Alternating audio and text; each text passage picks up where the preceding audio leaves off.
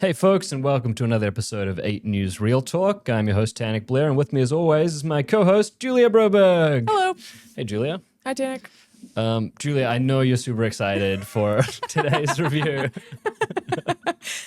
Today we're going to be reviewing the new Tron movie. And in preparation for it, Julia actually watched the previous 2 installments. Yes, I of this did. much beloved franchise. Beloved by me, other people. Yeah. Yeah, Tron is a weird one. It's it feels like they keep trying to build the franchise out, but it never goes anywhere, and they sort of try rebooting it. Or every sequel feels almost like a reboot. Like this time, Yeah.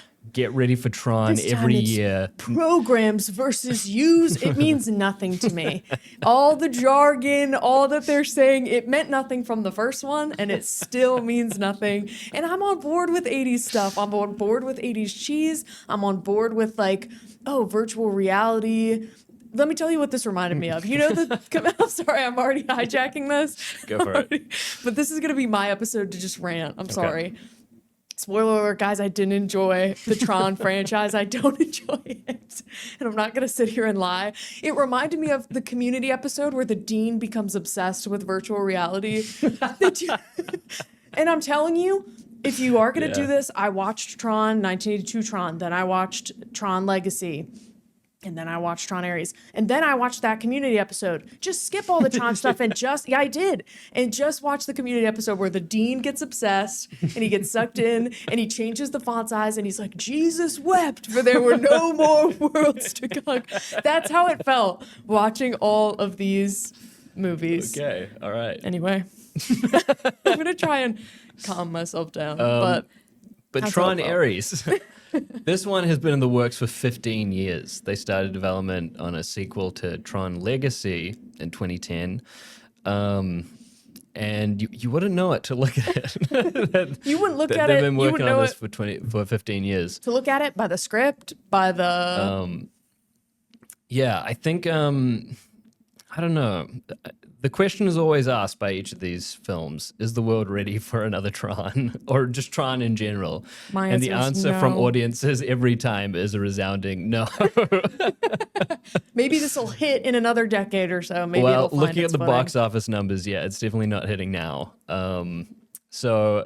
But regardless of how it performs, what did we think of it? Julia, I guess... in comparison to the other films, or just as a standalone film, what do you think of Tron Ares? What would you rate it?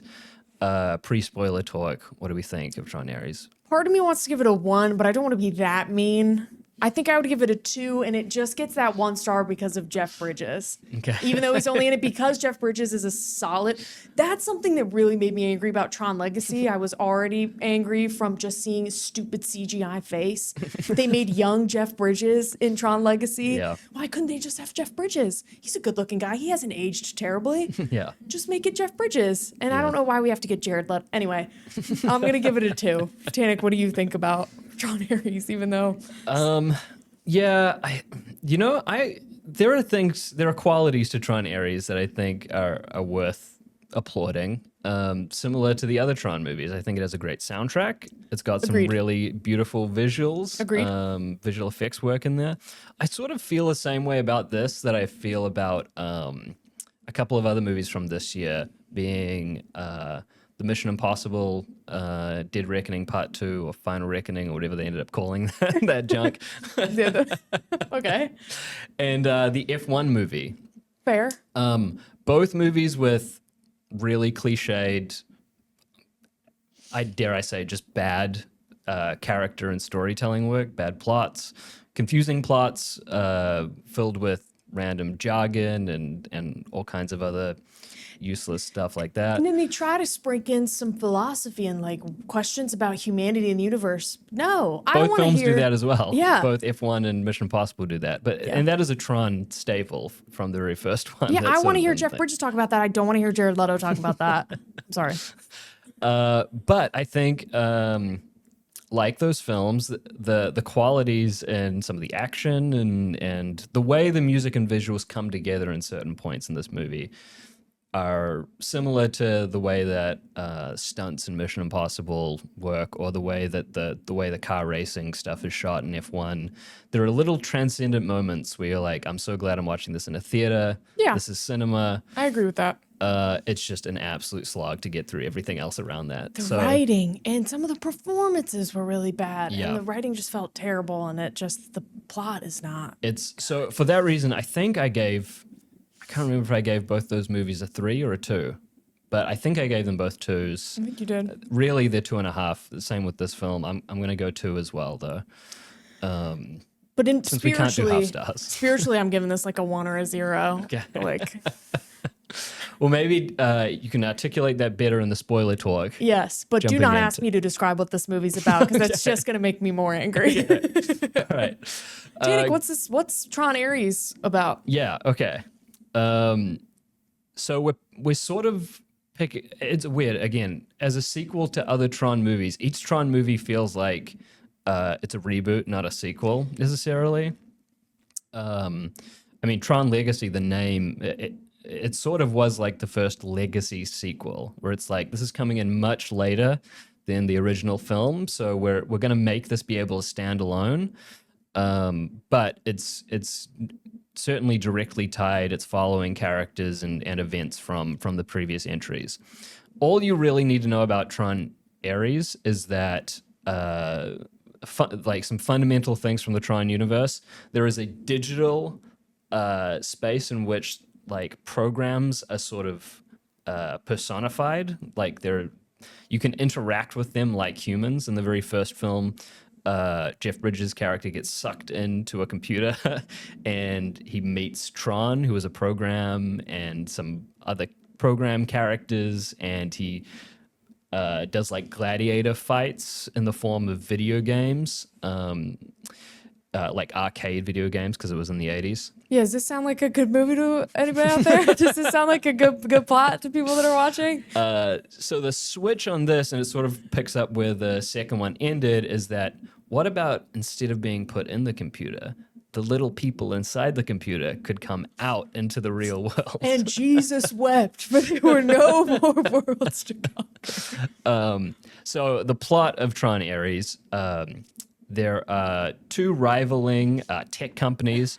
One is the evil one that is trying to make weapons manufacturing and things using high-tech Dillinger. things. And Dillinger, who's a character who's the son or grandson of one of the villains from the first film.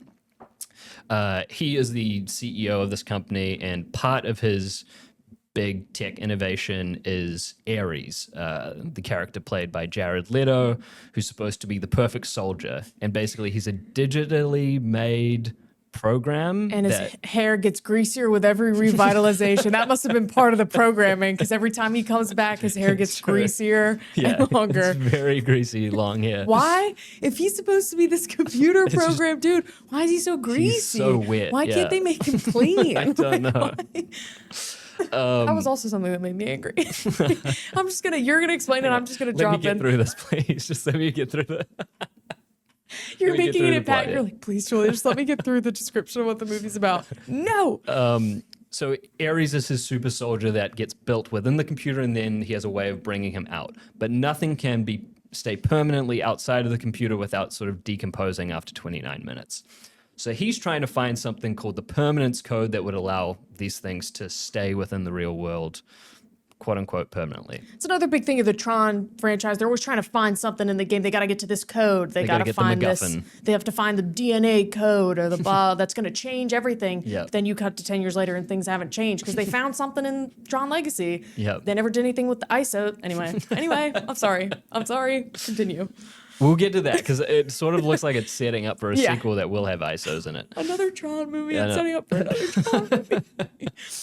But the other part of this, we haven't even got to our hero characters, is the CEO of the other company, the good company, that is also looking for the permanence code, mainly instead of being able to have a permanent super soldier, they're trying to make other uses of digital things that could help the world.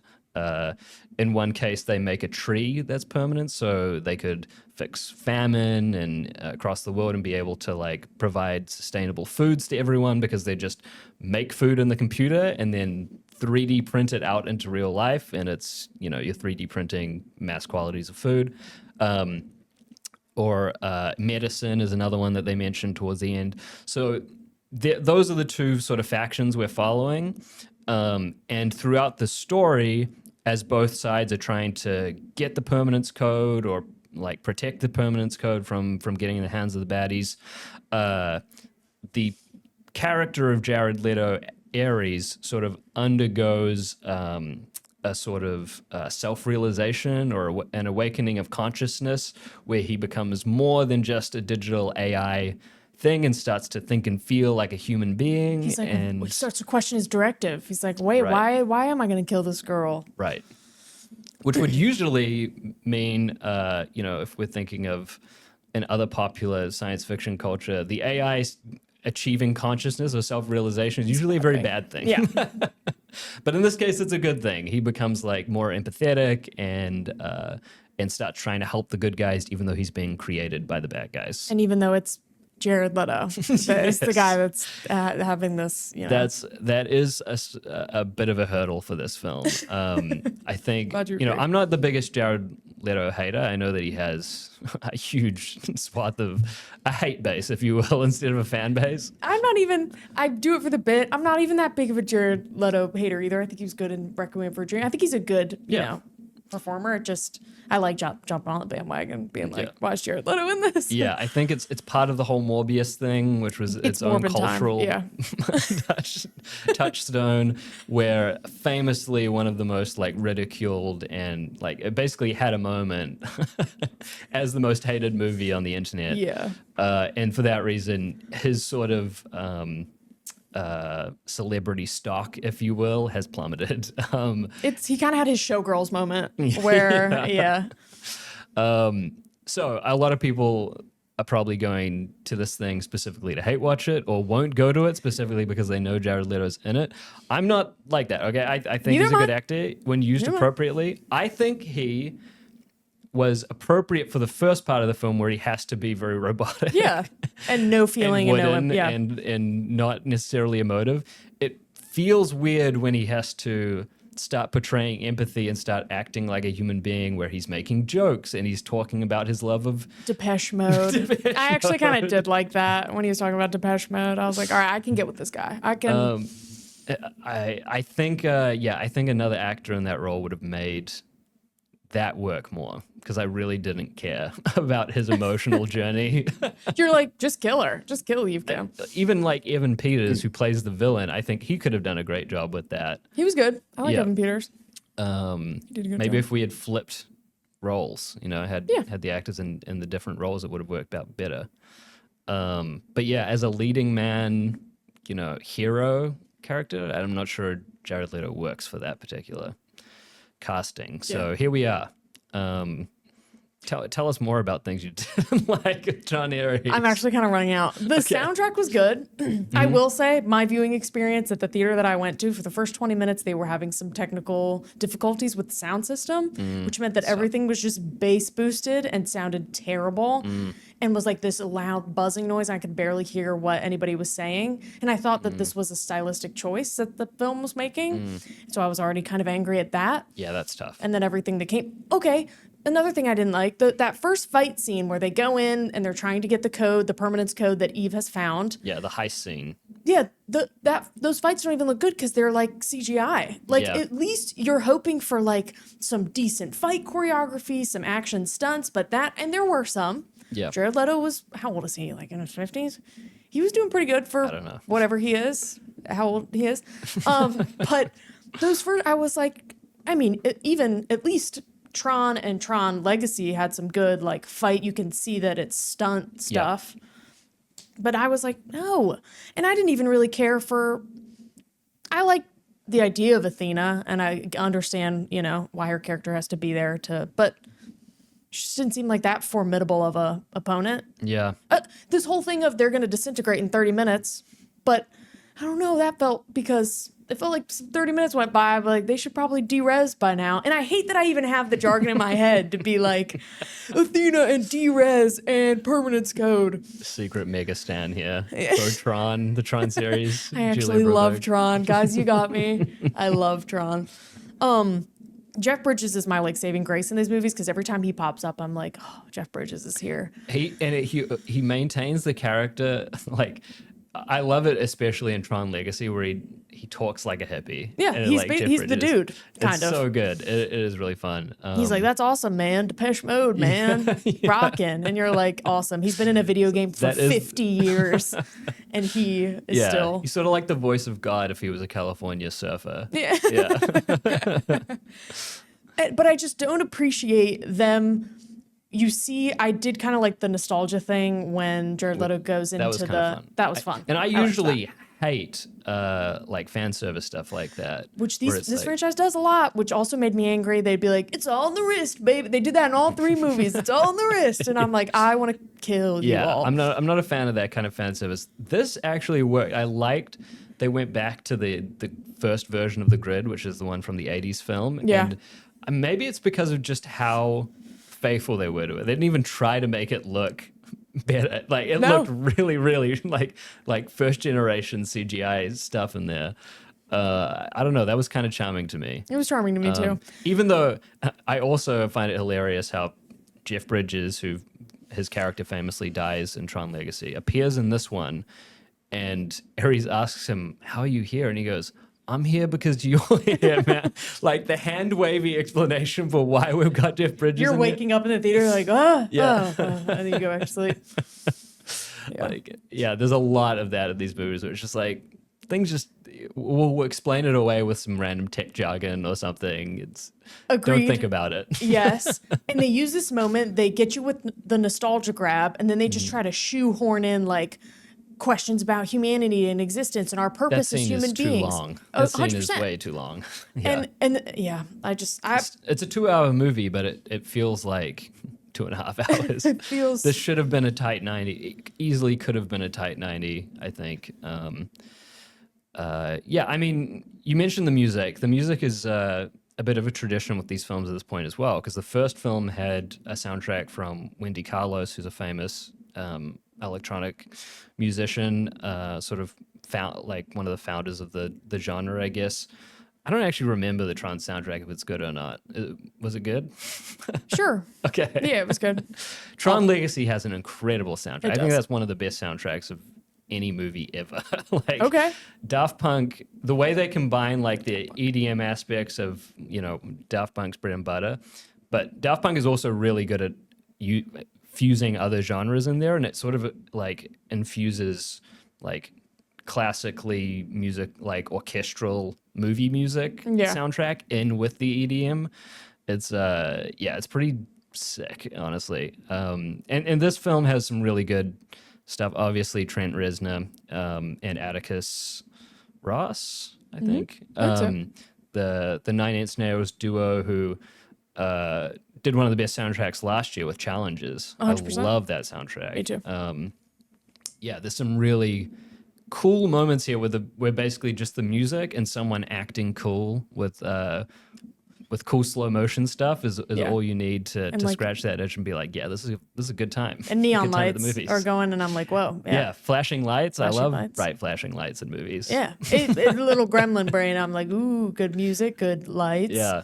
Like it. And then Jared Leto walks into the screen and makes a Depeche Mode joke, and I'm like, no. Or Jared Leto's like, what is my purpose? And then Jeff Bridges is like, that's sick, man. That's awesome, man. Yeah. Yeah, I couldn't really.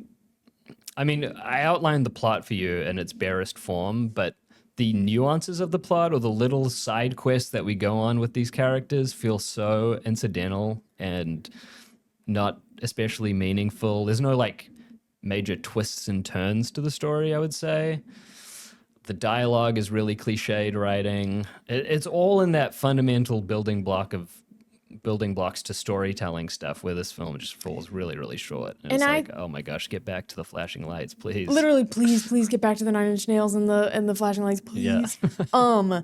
And I thought, and this is gonna sound terrible, I think more people should have died. I feel like there's not as much at stake here. Like I feel like in Tron Legacy and in Tron there was like death was really in the cards, like getting rid of programs, getting rid of users. And this one, they really only kill Evan Peters' mom.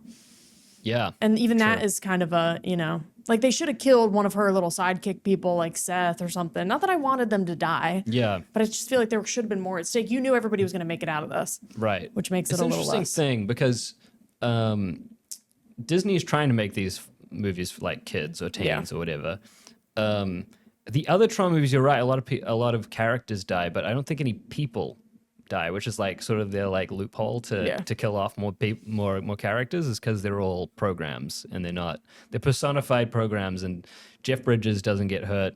Jeff Bridges' son doesn't get hurt, and those are the two actual humans in both those movies. And I never want Jeff Bridges to get hurt. He should always be okay, and he should always be safe and alive. Actually, that's not true. He does die in Legacy, but so bringing it into the real world, they had to do really bloodless sort of. There was also like not a lot of gore in the deaths and things for that reason. They're trying to make it kid friendly enough, but it's also weird that this one doesn't have quite as much humor as the first two do. Like, and maybe that's for the best because we know how Disney, the sort of Marvel witty comments He's thing. right behind me, isn't he?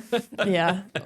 That kind of stuff can get pretty old, and if you're not confident with your dialogue as it is, maybe it's probably just as well. You're going to want to take a look at this. Didn't try to force humor in here. Yeah, which they kind of did. That elevator scene was excruciating, where it's like him, Eve, Seth in the elevator, and they're doing jokes.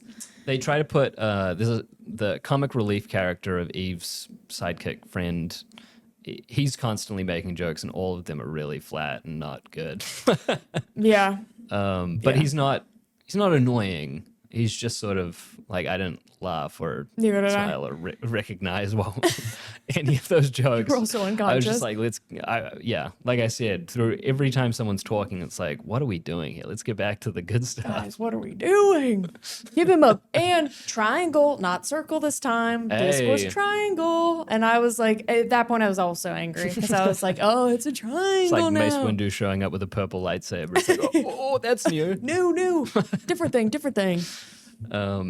It's hard to separate this from the Disneyfication of movies. And I think while this isn't as egregious as some of the other things we mentioned, like Marvel movies and things, and Star Wars especially, and it's since it's been acquired by Disney, it's still that aspect of, like, there is an aspect of the Tron series that I admire, because I'm not a huge fan of them either. I didn't really say this earlier, but I didn't give you the chance to. Sorry.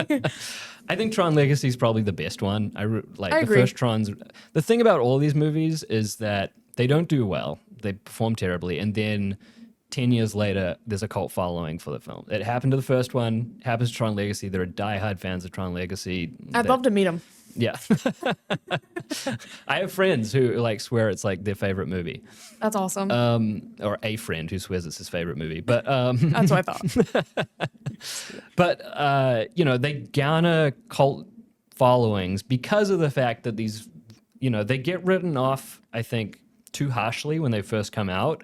And then people discover them and appreciate the music and the visuals and the general allusion to some sort of philosophical or wider meaning to it that, seems cool when you're a teenager. Yeah. And so people like trying to deal with the big questions of the world, and you get to see it in a video game. And that can like be AI, good. consciousness. Yeah. There's something there. Yeah. It's not particularly deep or explored in any way that like a grown-up necessarily appreciates, but like a teenager, you can see the beginnings of like ideas, and their makes you underdeveloped think a frontal little lobe is, really hits that. So every time like Tron sort of gets a resurgence in popularity or whatever, and then we get another one of these sequels that come out. And I think that what people just forget, or what, Disney or the execs who keep trying to make Tron happen, Fetch isn't going to happen, okay? Isn't that the Mean Girls reference? You did a Mean Girls reference, guys. Give 'em up. Tron's not going to happen, Jennifer, or whatever it is. Sure, her name's Regina? Jennifer. What is it? Gretchen. Gretchen. Thank you. Anyway, We should have watched. it's Mean not going Girls to and happen because ultimately all of these movies are so boring and they're so like stuck in the techno babble and like lazy allusions to Greek mythology thrown in. stuff. Wait, isn't Ares the god of war? Yes. Blah blah blah. Athena. Yeah. What?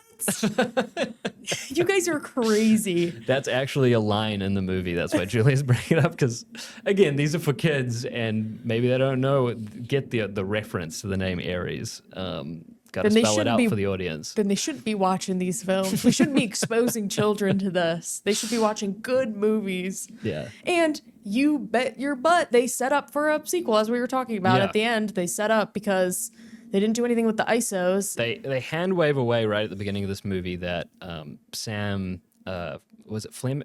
Flynn. Flim. Sam Flamin. Fleming? Fleming.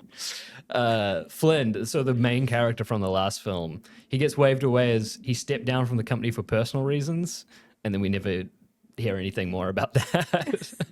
They wave all the Because they stuff really away. set, like, the end of Legacy is like the whole world has changed. Like, something, Olivia Wilde's going to change the world. yeah, monumental stuff is coming, and Yeah. then this film happens, like, oh, don't worry about that. But they tease it at the end here that, like, Ares is going to find Olivia Wilde's character, who was like basically the first digital person to exit the grid, and That also apparently had something in her DNA that was going to change the world. right. What happened with that? Why did that So go away? We'll have to wait another decade and a half to find out. And Jared Leto's gonna be 70 and he's gonna be like, I have to fight for the users. I'm gonna be 40 and still angry. And still doing real talk. Yep. And that's Tron Ares and the Tron franchise and where it's headed. I like when Tannock's just done with me and just goes, and that's all we have to say on this. Unless we miss something. If you have anything you're else you want to add. You do a good job of ending it because then I could just keep rambling. Okay. So that's the end of Tron Ares. I guess not a recommendation from either of us. I would possibly recommend it for if you're fine to turn your brain off and just wanted to see some cool stuff on a big screen. Go watch Community Season 6, Episode 2, a lawnmower maintenance and postnatal care. It's a much better... Guys, he's really good. Guys, he's really done with me. It's a better description of what virtual reality can be to the human spirit. That's beautiful. And if you want to watch a good movie, go watch One Battle After Another. It's still in theaters. It is still in theaters, and I'm rooting for Roofman. I've heard better stuff about Roofman, and I wish we maybe could have done that instead of Tron Ares, but that's not the way the cards were rolled out. I still got to see House of Dynamite as well, but we'll save that for another time. All right, folks, thank you for tuning in to this episode, this week's episode of 8 News Real Talk. We'll catch you all next week.